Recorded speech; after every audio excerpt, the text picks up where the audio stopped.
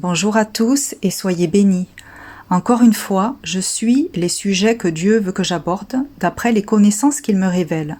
Tout ce que je publie est entièrement fait avec l'aide du Saint-Esprit et validé par lui. Je ne fais rien par moi-même.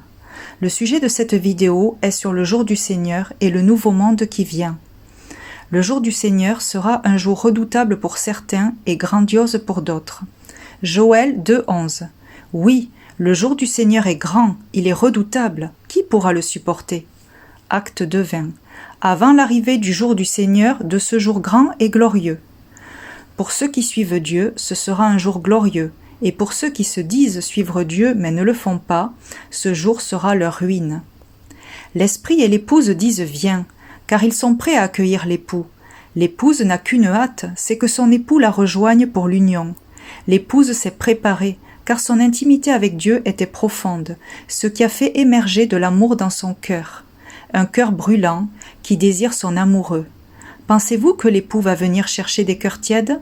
Seul un cœur brûlant est prêt et attend, comme dans Cantique des Cantiques. J'entends celui que j'aime, le voici, il vient. Ce jour-là, il y aura un tri. D'un côté les boucs, de l'autre les brebis. D'un côté les vierges folles, de l'autre les sages.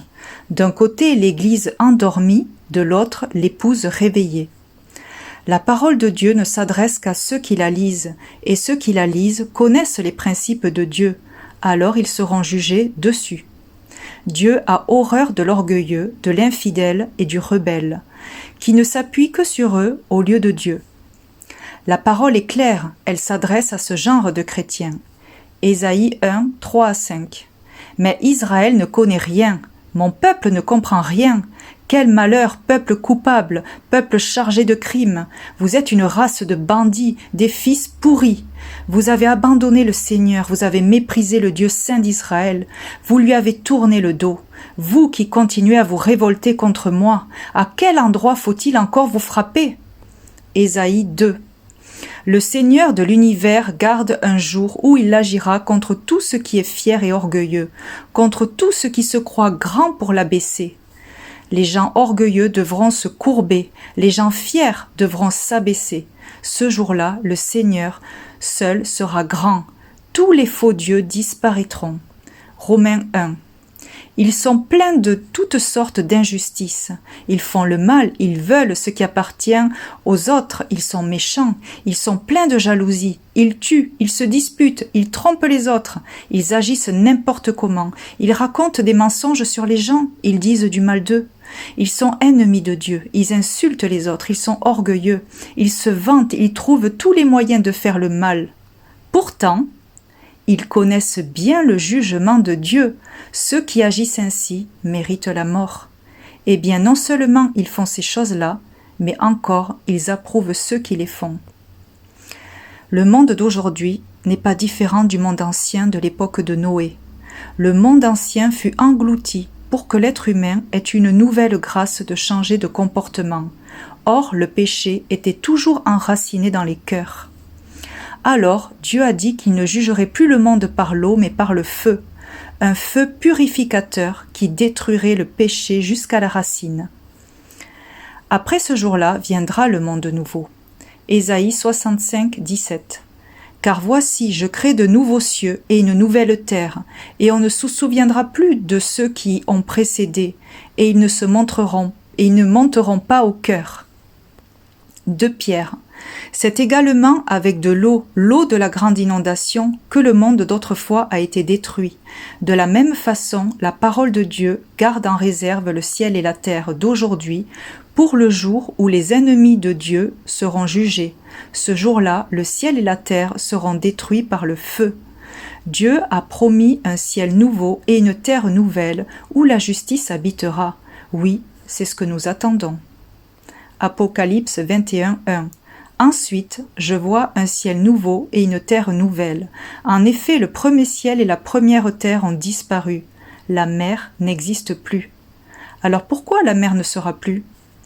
Rappelons-nous du passage où Jésus a marché sur la mer alors que Pierre a coulé. Jésus connaît le Père est en lui et lui dans le Père, ils ne font qu'un. Lorsque l'intimité est à ce stade, la foi est inébranlable.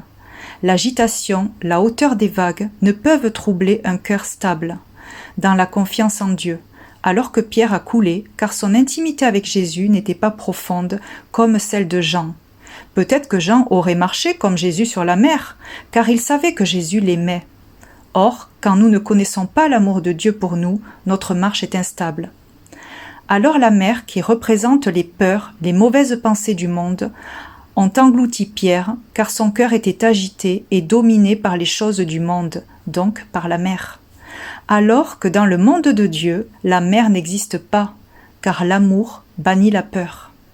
Dans le monde de Dieu, les cœurs ne sont pas agités par quoi que ce soit, mais règnent dans la paix. C'est pour cela qu'après ce jour du Seigneur, un nouveau monde de paix et de justice viendra, car la peur et le mensonge du monde ancien n'existeront plus. Dans chaque sujet abordé, je demande toujours à Dieu s'il veut s'exprimer, et voici son message. Terre, terre, écoute-moi, ciel, tends l'oreille, car je vais faire de toi une nouvelle terre et un nouveau ciel, où ma gloire régnera. La mer te sera ôtée pour que ton cœur ne soit plus agité. Ma belle, mon épouse, tu resplendiras ma gloire et tu seras un exemple parmi les nations qui ne me connaissent pas encore. Je veux te revêtir de ma gloire afin que tu brilles dans les ténèbres. Mon épouse, j'ai besoin de ton aide sur cette terre pour vaincre avec moi les ténèbres. Je suis Dieu et je pourrais sauver le monde à moi tout seul, mais je partage tout avec mon épouse qui ne forme qu'un avec moi. Mon épouse est celle qui me connaît. Mon épouse est celle qui m'obéit. Je veux tout partager avec ma bien-aimée. Mon royaume lui appartient. Je ne donne ma gloire qu'à ceux en qui j'ai confiance et qui me sont proches. Ce nouveau monde, ce sont mes fils qui l'incarneront, des fils mûrs et héritiers de mon royaume. Je ferai d'eux des rois de mon royaume sur cette terre. Amen.